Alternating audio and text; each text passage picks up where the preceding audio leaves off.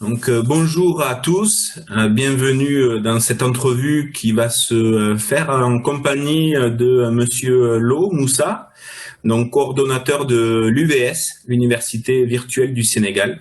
Merci beaucoup de vous prêter à ce petit jeu où on va échanger un petit peu entre vous et nous. Certains points de vue, certaines questions peut-être que nous nous posons tous légitimement. Sans plus tarder, parce que je sais que vous avez d'autres choses à faire, je vous pose la première question si vous voulez bien. Alors, d'après vous, en quoi la formation des enseignants aux technologies est importante? D'accord. En tout cas, merci déjà de m'avoir invité à cette entrevue. Et pour cette question-là, je crois qu'aujourd'hui, l'usage des technologies éducatives est une nécessité dans la formation. Et je pense que la pandémie que nous avons vécue cette année nous a largement démontré l'utilité dans le cadre de cet usage-là.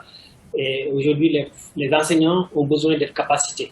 Ils ne sont pas forcément préparés à utiliser le numérique éducatif dans leur enseignement au quotidien. Donc, d'où la nécessité de les former. Et cela va leur permettre d'améliorer la qualité de l'enseignement. Il y a des innovations pédagogiques qui sont en jeu, de pouvoir revisiter le temps et l'espace d'apprentissage des apprenants, de pouvoir aussi disposer de plus de ressources pédagogiques, parce qu'avec l'usage des technologies éducatives, il faut avoir accès à énormément de ressources qui sont disponibles aujourd'hui, en tout cas sur le web, mais aussi favoriser l'apprentissage collaboratif de leurs élèves, qui d'ailleurs aujourd'hui, en tout cas, sont considérés comme des générations du numérique, parce que les apprenants d'aujourd'hui sont déjà à l'aise avec ces outils-là. Donc, si les enseignants sont à l'aise, ce sera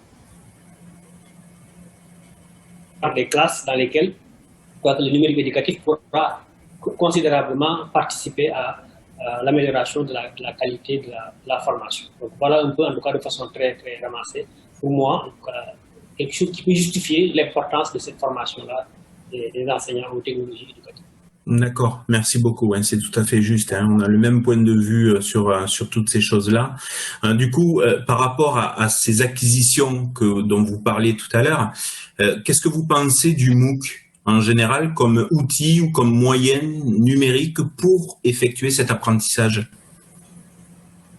Oui, le MOOC constitue pour moi un outil en tout cas très démocratique, déjà parce qu'en termes d'accessibilité, déjà celui-là il est gratuit, j'ai bien compris, en tout cas. Oui, tout à fait.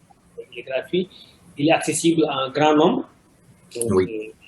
Les apprenants, en tout cas ici, n'ont pas besoin de se déplacer pour pouvoir accéder à la formation.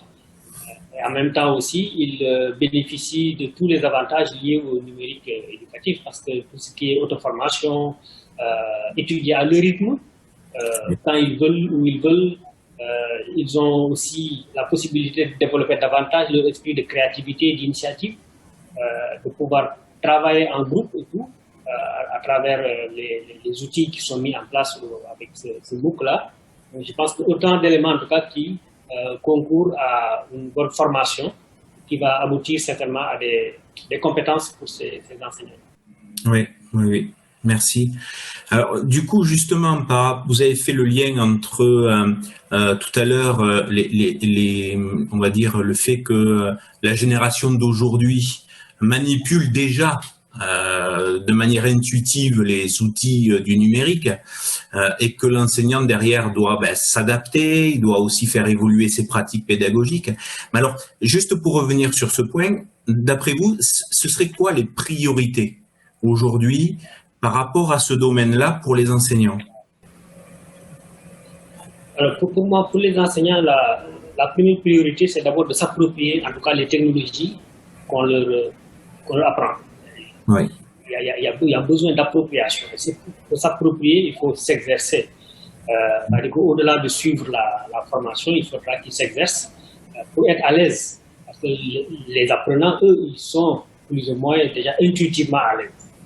Mais il faudra effectivement que les enseignants soient. Mais il faudrait aussi qu'ils puissent développer une certaine capacité à s'auto-former par la suite. Parce que les technologies aussi évoluent très vite. Et après ce MOOC-là, il va falloir qu'ils puissent certainement développer d'autres compétences, d'autres capacités.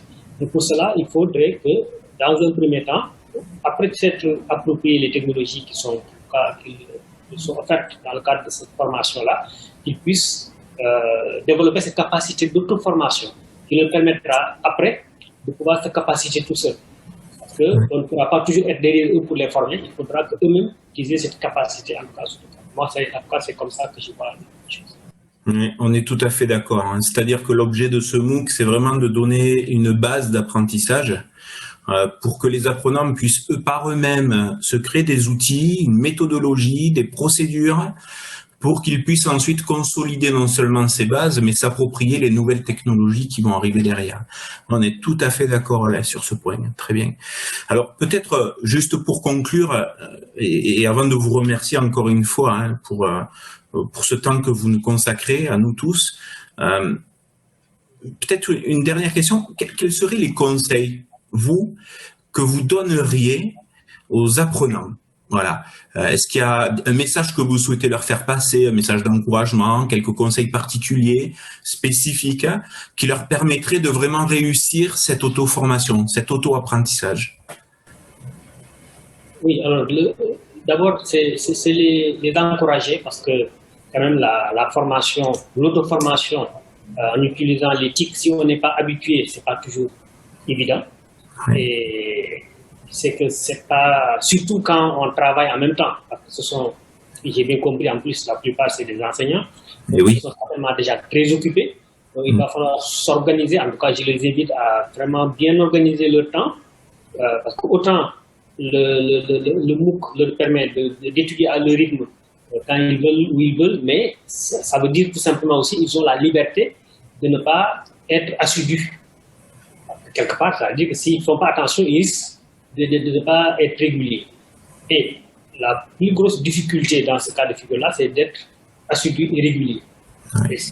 Parce que s'ils ne sont pas assidus et réguliers, évidemment, ils ne pourront pas terminer la formation et ils ne pourront pas bénéficier de toutes ces capacitations, en tout cas, qui est attendue. Donc, un conseil, en tout cas, le principal conseil, c'est vraiment qu'ils puissent s'organiser pour bénéficier de la formation et rester jusqu'au bout, parce que on peut démarrer en trombe, mais souvent on se souffle avant la fin de la formation. On sait qu'avec les MOOC, souvent, en tout cas, par rapport au nombre qui démarre et ceux qui se terminent, il y a toujours un fossé. Mais compte tenu de l'importance de ces formations pour leur quotidien, mais aussi pour l'impact que ça va avoir sur la formation des jeunes qui vont avoir à l'école, je pense que c'est essentiel qu'ils puissent en tout cas, aller jusqu'au bout pour pouvoir en tout cas, faire bénéficier de cette expertise-là à leurs élèves. Donc voilà, moi, en tout cas, le conseil que je leur donne et les encourager et féliciter en tout cas l'AUF par rapport à cette belle initiative-là. Voilà. Merci en tout cas pour m'avoir donné cette opportunité de partager ces quelques mots. C'est nous qui vous remercions pour votre temps, mais c'est vrai que vous avez tout à fait raison. Hein. C'est pas une course de vitesse, hein. C'est une course d'endurance là. Donc ça veut dire qu'il, comme vous l'avez dit, hein, démarrer très vite, ok, mais il faut surtout garder le rythme jusqu'au bout et pouvoir terminer ensuite. Et c'est là que réside finalement, ou va résider un des paramètres de succès hein, de cet auto-apprentissage. Hein, voilà, organisation, régularité, assiduité, voilà, ce sont des paramètres importants. On pense exactement la même chose. Merci beaucoup, Monsieur Lo, pour ce moment que nous avons passé ensemble. Probablement, peut-être, si vous êtes d'accord, je vous solliciterai en fin de parcours pour voir un petit peu cette évolution. On en reparlera en temps voulu, hein, si bien sûr l'occasion s'y prête. Avec plaisir. Bon après-midi, au revoir à tous et profitez bien à tous de votre week-end. Au revoir. Merci, au revoir. Merci beaucoup.